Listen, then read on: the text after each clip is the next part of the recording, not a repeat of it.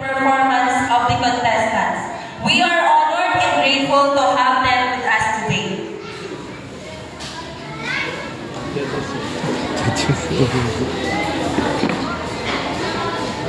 Our judge number 1, he graduated as valedictorian at Adjamao Elementary School, batch 1994. He also a graduate from Mangas High School as first honorable mention, batch 1998.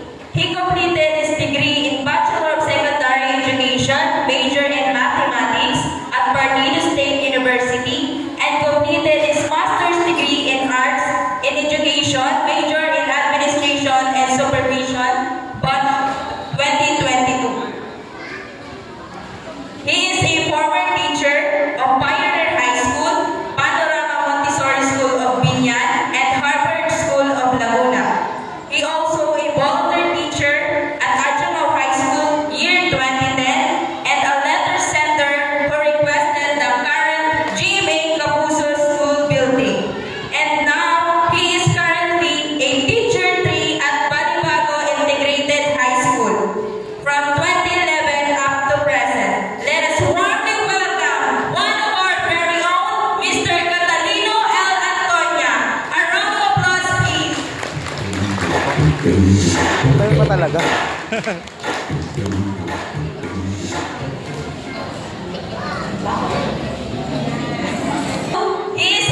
He graduated elementary as first honorable mention at Adjamao Elementary School. He also graduated at Maangas High School and completed 2 degrees in college.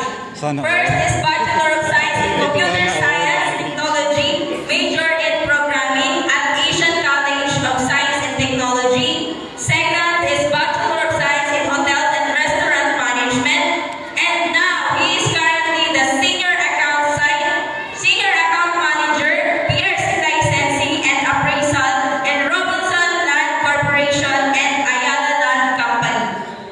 Please give him a warm welcome and a round of applause, Mr. Mariano T. Marfelia.